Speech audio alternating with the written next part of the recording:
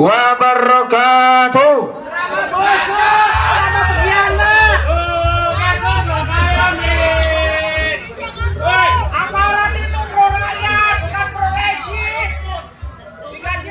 Koordinator Aliansi Aksi Sejuta Buruh Jumhur Hidayat sempat mengungkapkan kekecewaannya atas sikap polisi yang memblokir akses menuju Jalan Sudirman Tamrin dan Patung Kuda Monas pada Kamis 10 Agustus 2023. Akibatnya banyak elemen buruh yang tidak bisa bergabung dengan massa buruh yang sudah berkumpul di kawasan Patung Kuda. Kita kecewa karena mau masuk MH Tamrin Sudirman tuh diblokir di mana-mana, kata Jumhur yang juga Ketua Umum Konfederasi Serikat Pekerja Seluruh Indonesia atau KSPSI di kawasan Patung Kuda, Jakarta. Menurut Jumhur, tidak ada sama sekali komunikasi dari pihak polisi mengenai pemblokiran jalan yang dilakukan. Gak ada bilangnya mau memfasilitasi sampai sini. Dia nggak konsisten juga. Kan harusnya kita janjinya kan memenuhi Tamrin Sudirman ini. Tapi ternyata diblokir di mana-mana katanya. Lantas siapa sebenarnya Jumhur Hidayat? Dilansir dari berbagai sumber, Jumhur Hidayat bukanlah orang baru di ranah politik tanah air. Jumhur merupakan aktivis sejak menjadi mahasiswa di Institut Teknologi Bandung. Ia pernah dipenjara di masa rejim Soeharto pada tahun 1989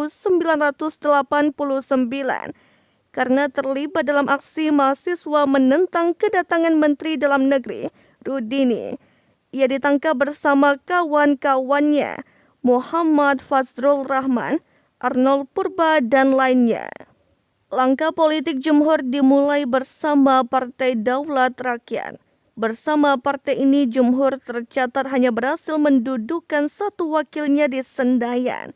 Sementara Jumhur merapat ke kubu Susilo Bambang Yudhoyono hingga akhirnya diangkat sebagai Kepala Badan Nasional Penempatan dan Perlindungan Tenaga Kerja pada Januari 2007. Latar belakangnya sebagai aktivis buruh melalui elemen gabungan Serikat Pekerja Merdeka Indonesia, dianggap mampu memimpin badan non-departemen yang menangani penempatan dan perlindungan TKI tersebut. Ia terus menjabat posisi ini sampai dicopot pada tahun 2014 dan digantikan oleh Gatot Abdullah Mansur. Pencopotan ini kabarnya ditenggarai oleh masalah politik.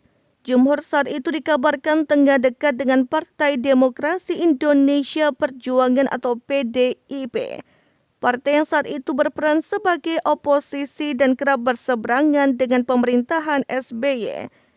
Pada Maret 2014, Jumhur memang sempat menemui pejabat teras PDIP, yaitu Sidarto Danusubroto dan Ahmad Basara. Namun kabar ini sempat dibantah oleh Menteri Koordinator Bidang Kesejahteraan Rakyat Agung Laksono saat itu. Dia membantah pencopotan Jumhur lantaran masalah politik. Menurut dia, Jumhur diganti bukan karena ia memutuskan untuk bergabung ke PDIP. Tidak, bukan karena pemilu juga. Katanya saat ditanya wartawan usai melantik Kepala BNP 2 TKI di kantornya pada Rabu 18 Maret 2014. Jumhur pernah mendeklarasikan ormas bernama Aliansi Rakyat Merdeka yang mendukung pencalonan mantan Gubernur DKI Jakarta Joko Widodo atau Jokowi sebagai calon presiden pada tahun 2014. Namun pada pemilihan presiden atau Pilpres 2019, Jumhur memindahkan dukungannya kepada Prabowo Subianto.